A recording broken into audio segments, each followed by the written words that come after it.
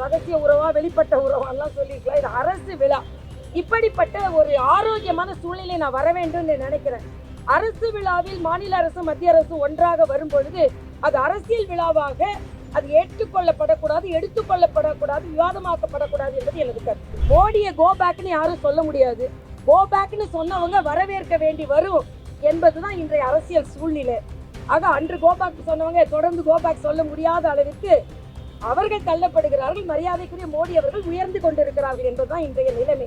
2007 ஆண்டு 23/9 அன்று கமலாலயம் திராவிட முன்னேற்ற கழகத்தினரால் தாக்கப்பட்டது. வன்முறை அரசியலில் எந்த ரூபத்திலும் இருக்கக்கூடாது என்பதுதான் எங்களது கருத்து. பாரதிய ஜனதா கட்சியின் வளர்ச்சியின் மீது காழ்ப்புணர்ச்சி கொண்டு பாரதிய ஜனதா கட்சியை தாக்கினால் பாரதிய ஜனதா கட்சியின் வளர்ச்சியை தடுத்து விடலாம் என்று எப்பொழுதுமே இவர்கள் நினைத்துக் கொண்டிருந்தார்கள். அந்த தாக்குதல் தான் எங்கள் மீது நடத்த தாக்குதல். அனைவருக்கும் வணக்கம். 2007 ஆண்டு 23/9 அன்று கமலாலயம் திராவிட முன்னேற்ற கழகத்தினரால் தாக்கப்பட்டது. கல்கத்தால யாரோ ஒரு சாமியார் ஏதோ ஒரு கருத்தை தெரிவித்தார் என்பதற்காக வன்முறையாக அன்றைய பாஜக அலுவலகத்தை வந்து தாக்கினார்கள். தாக்கும் போது பாஜக அலுவலகத்தின் கண்ணாடிகள் உடைந்தது, எங்களுக்கு காயம் ஏற்பட்டது. நான் அன்றைய பொதுச் செயலாளராக அவர்கள் பெரிய கற்களை கொண்டு தாக்கும் பொழுது அதை தடுத்ததுனால்தான் எனக்கு இந்த வீக்கம் வந்தது. அதற்காக நான் சிகிச்சை எடுத்துக்கொண்டேன். ஆக அன்று அராஜகமாக வந்து கண்ணாடிகளை உடைத்து அலுவலகத்திற்குள் புகுந்து எல்லோரையும் தாக்க முயற்சி செய்தார்கள். நாங்கள் தடுத்ததனால் அவர்களால் அலுவலகத்திற்கு உள்ளே வர முடியவில்லை. ஆக அதற்கான வழக்கு கொடுத்திருந்தோம். அதில் ஒரு 10-15 பேர் நேரடியாக எங்களில் தாக்குதலில் ஈடுபட்டார்கள். அன்றைய மாவட்ட செயலாளர் சகோதரர் அன்பழகன் அவர்கள் தலைமையில் ஒரு 500 பேர்லேருந்து 1000 பேர் கூடி தெருவோரத்தில் நின்று கொண்டு முதலில் 10-15 பேர் தாக்குதலை நடத்தினார்கள். பின்பு எல்லோரும் வந்து தாக்க ஆரம்பித்தார்கள். அன்று அது ஒரு மிகப்பெரிய தாக்குதலாக இருந்தது, அரசியல் அலுவலகத்தின் மீதான தாக்குதல். ஆக அதற்கான வழக்கு இன்று வந்தது. நான் அதற்கு சாட்சி சொல்வதற்காக நான் இன்று வந்தேன். வன்முறை அரசியலில் எந்த ரூபத்திலும் இருக்கக்கூடாது என்பதுதான் எங்களது கருத்து. எதிர்கருத்துக்கள் வரலாம், ஆனால் அது எதிர்வினையாக தாக்குதலாக ஈடுபடக்கூடாது என்பதை நான் இங்கே வலியுறுத்த விரும்புகிறேன். அது மட்டுமல்ல, பாரதிய ஜனதா கட்சி வளர்ந்து வந்து கொண்டிருக்கின்ற கட்சி. எவ்வளவு இடர்பாடுகளை நாங்கள் சந்தித்தோம் என்பதை இந்த வழக்கு ஒரு உதாரணமாகவே நாங்கள் வைக்கிறோம்.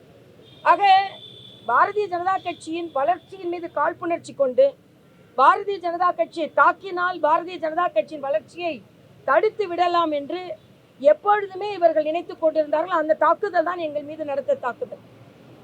என் கூட அன்று இந்த தாக்குதலுக்காக உடன் இருந்த உறுதியாக நின்ற பாஜக தொண்டர்களுக்கும் குறிப்பாக பெண்கள் என்னோடு நின்று கொண்டிருந்தார்கள். அவர்களுக்கு நான் எனது நன்றியை தெரிவித்துக் கொள்கிறேன். இதே போல பாஜகவின் சவால்களிலும் வளர்ச்சியிலும் பல தொண்டர்கள் தங்களை நெடுங்காலமாக ஈடுபட்டு வருகிறார்கள். அவர்களுக்கும் நான் எனது வணக்கத்தை நான் தெரிவித்துக் கொள்கிறேன். ஆனால் இங்கே எந்த விதத்திலும் வன்முறை அரசியலில் இருக்கக்கூடாது என்பதை நான் அழுத்தமாக பதிவு செய்கிறேன். இல்லை, எனக்கு வந்து அன்னைக்கு இந்த கையில் வீக்கம் பார்த்தா தெரியும் உங்களுக்கு. கற்கள் தூக்கி வீசப்பட்ட போது அதை தடுத்ததில் தான் எனக்கு இந்த காயம் ஏற்பட்டது. அதனால் நான் ஒரு 3 வாரம் கட்டு போட்டிருந்தேன். அதற்கப்புறம் அது உள்காயம் மாறினா கூட வெளியில் வந்து வெளிக்காயம் மாறினா கூட உள்ளே ஒரு வீக்கமாகவே நின்று விட்டது. இதுதான் நான் கமலாலயம் அடிபட்டதற்கான அடையாளம், எனது உடலில் இருக்கிற அடையாளம். ஆக இதே போல் கட்சிக்கு உடைத்து அன்னைக்கு மருத்துவராக நான் பணியாற்றி கொண்டிருந்தேன். இந்த காயம் பட்டதுனால என்னால் மருத்துவ தொழில் அன்னைக்கு செய்ய முடியல. ஆனாலும் சுற்றுப்பயணம் செய்து கொண்டிருந்தோம். ஆக மிகப்பெரிய துன்பத்திற்கு நாங்கள் எல்லாம் உள்ளானோம். அதனால் இன்னைக்கு இதை போல வன்முறை சம்பவங்கள் நடக்கக்கூடாது, நடந்ததற்கான சாட்சியத்தை நான் வழக்காடு மன்றத்தில் சொல்லி வந்திருக்கிறேன். மாற வேண்டும் என்று பார்க்கிறேன். ஏனென்றால் அன்றைக்கு இருந்ததை விட மாற வேண்டும் என்று எனது கோரிக்கையாக இருக்கிறது. அதற்கு எங்கேயுமே கலாட்டா நடக்கக்கூடாது அப்படிதான். நான் ஒன்றும் எவிடன்ஸ் சொல்ல முடியாது. அன்றைக்கு இருந்ததை விட அன்னைக்கு திராவிட முன்னேற்ற கழகனால ஆரம்ப காலத்தில் அவங்க வந்து வன்முறை தான் அவர்களின் முறையாக இருந்தது. அந்த முறை மாறி இருக்க வேண்டும், மாற வேண்டும் என்பது எனது கருத்து. நிகழ்ச்சி வெளிப்படையாக தானே நடந்தது. நிகழ்ச்சி வெளிப்படையாக நடந்திருக்குது. நிகழ்ச்சி மாநில அரசும் மத்திய அரசும் இணைந்து நடத்தும் ஒரு விழாவாக நடந்திருக்கிறது. இதில் மாநில அரசு கோரிக்கை வைத்து மத்திய பாதுகாப்புத்துறை அமைச்சர் வந்திருக்கிறார்கள். ஆக இது அரசு விழா, அரசியல் விழா அல்ல. அரசு விழா அரசு விழாவாக பார்க்கப்பட வேண்டும், அரசியல் விழா அரசியல் விழாவாக பார்க்கப்பட வேண்டும்.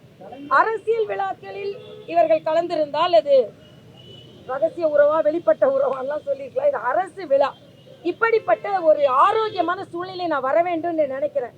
அரசு விழாவில் மாநில அரசு மத்திய அரசு ஒன்றாக வரும் பொழுது அது அரசியல் விழாவாக அது ஏற்றுக்கொள்ளப்படக்கூடாது, எடுத்துக்கொள்ளப்படக்கூடாது, விவாதமாக்கப்படக்கூடாது என்பது எனது கருத்து. கூட்டத்தில் எது பேசினாலும் அது அவர் நேரடியாக பேசினது தானே. அதாவது இன்னொரு மாற்றுக் கட்சி தலைவர் அவரிடம் இருக்கும் நல்ல தன்மைகளை எடுத்துச் சொல்வதில் தவறில்லை. ஆனால் அதற்காக அவர்கள் கொள்கைகளில், அவர்கள் நடைமுறைகளில், அவர்கள் அரசியல் ஈடுபாடுகளில் ஒத்துக்கொள்கிறோம் என்ற அவசியமும் இல்லை. அப்படி பார்த்தா மரியாதைக்குரிய பாரத பிரதமர் மோடி அவர்களே இங்கிருந்து போன 40 பேரும் கடுமையாக விமர்சனம் செய்கிறாங்க. ஆனால் அரசியல் நாகரிகத்தின் உச்சகட்டமாக இந்த நாணய விழாவிற்கு மரியாதைக்குரிய பாரத பிரதமர் அண்ணன் ஸ்டாலினுக்கு எழுதின கடிதத்தில் மரியாதைக்குரிய முதலமைச்சர், முன்னாள் முதலமைச்சர் கலைஞர் பற்றிய நல்ல தன்மைகளை எடுத்து கூறியிருக்கிறார். ஆக பாரத பிரதமர் இதில் அரசியல் நாகரிகத்தோடு நடந்து கொண்டார் என்பதும், மத்திய அரசு திராவிட முன்னேற்ற கழகம் ஒரு எதிர்வினை ஆற்றினால் கூட அது அரசியல் நாகரிகத்தை நாம் பின்பற்ற வேண்டும் என்று மத்திய அரசு வந்து கலந்து கொண்டிருக்கிறது என்பதையும் முன்னுதாரணமாக திகழ்ந்து கொண்டிருக்கிறார்கள் என்பதைத்தான் நான் சொல்ல முடியும். இல்லை, இது ஒரு அப்பட்டமான அரசு விழாவை சுற்றி சுற்றி சுற்றி ஒரு அரசியலுக்குள்ள கொண்டு வருகிறார்கள் தான் எனக்கு நான் பார்க்க வேண்டும். மோடியை கோ பேக்னு யாரும் சொல்ல முடியாது. கோ பேக்னு சொன்னவங்க வரவேற்க வேண்டி வரும் என்பதுதான் இன்றைய அரசியல் சூழ்நிலை. ஆக அன்று கோபேக் சொன்னவங்க தொடர்ந்து கோபேக் சொல்ல முடியாத அளவிற்கு அவர்கள் தள்ளப்படுகிறார்கள். மரியாதைக்குரிய மோடி அவர்கள் உயர்ந்து கொண்டிருக்கிறார்கள் என்பதுதான் இன்றைய நிலைமை.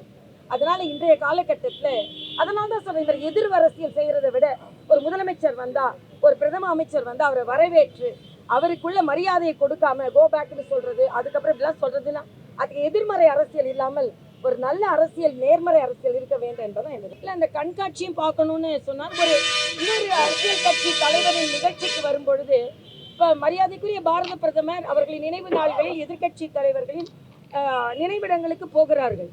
ஆக ஒரு முழுவதுமாக ஒரு மரியாதையை செலுத்துவதை நாம் அரசியலாக எடுத்துக்கொள்ளக்கூடாது என்பதுதான். ஆக நான் இப்படி தான் செய்வேன், அப்படி தான் சொல்லி முழுமையாக ஒரு ஆதரவை கொடுத்திருக்கிறார்கள் என்பதுதான். அவர் கலைஞர் அவர்களின் நம்ம தமிழகத்திற்கு அவர்கள் ஆற்றிய பணிகளை ஒரு பாதுகாப்பு அமைச்சர் எடுத்து சொல்றதுல தப்பில்லை, நல்லதை எடுத்து சொல்வதில் தப்பில்லை. அரசியல் என்று வரும்பொழுது அதில் உள்ள விமர்சனங்களை வைப்பார்கள். இதே மரியாதைக்குரிய ராஜ்நாத் சிங் அவர்கள் அரசியல் விழாவிற்கு வந்திருந்தார்கள் என்றால் ஏன் தேர்தல் பிரச்சாரத்தின் போது கடுமையான விமர்சனத்தை வைத்திருந்திருக்கிறார்கள். ஆக அரசியல் வேறு, அரசு வேறு, அரசியல் நிகழ்ச்சி வேறு, அரசு நிகழ்ச்சி வேறு என்பதை சரியாக பிரித்து பார்க்க வேண்டும் என்பது எனது கருத்து. ஆமா, எனக்கு மகிழ்ச்சி தான். ஏன்னா நான் ஆளுநராக இருந்து பழக்கப்படும் பொழுது நான் மறுபடியும் சொல்றது, ஒரு காழ்ப்புணர்ச்சியோடு நடந்து கொள்ளாதீர்கள். இப்போ தெலுங்கானா முதல்வர் அன்று பாரத பிரதமர் வரும்போது அவர்களை வரவேற்க வராத போது நான் அப்பவே கருத்து சொல்லி இருக்கிறேன். முதலமைச்சர் பிரதம அமைச்சரை வரவேற்க வர வேண்டும். ஆளுநர் தேநீர் விருந்து கொடுத்தால் முதலமைச்சர்கள் வந்து கலந்து கொள்ள வேண்டும். ஆக இது ஒரு அரசு அழைப்பாக பார்க்க வேண்டுமே தவிர அரசியல் அழைப்பாக பார்க்க கூடாது. இது ஒரு அன்புணர்ச்சியாக பார்க்க வேண்டுமே தவிர காழ்ப்புணர்ச்சியாக பார்க்க கூடாது. சுற்றி உள்ளவர்களும் அரசு விழாக்களில் ஒன்றாக வரும் பொழுதுதான், ஒரு இணக்கமான சூழ்நிலை இருக்கும் பொழுதுதான், இன்னும் சொல்ல போனா அதனால்தான் நான் மரியாதைக்குரிய முதலமைச்சர் அவர்கள் நிதி ஆயோக் கூட்டத்திற்கு போயிருக்க வேண்டும் என்று சொன்னோம்.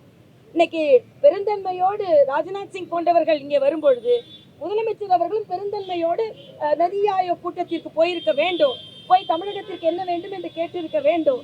ஆக எல்லா விதத்திலுமே இந்த ஒரு பொறுப்புணர்ச்சி இருக்க வேண்டும், காழ்ப்புணர்ச்சி இருக்கக்கூடாது என்பது எனது கருத்து.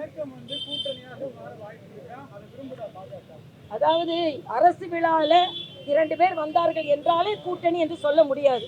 கூட்டணி கணக்குகள் என்பது அரசியல் நிகழ்வுகளை பார்த்து தேர்தல் வியூகங்களை அமைக்கும் பொழுது சொல்லுவது இல்லை. இப்போ அதை பற்றி நான் சொல்வதற்கு விருப்பம் இல்லை எனக்கு.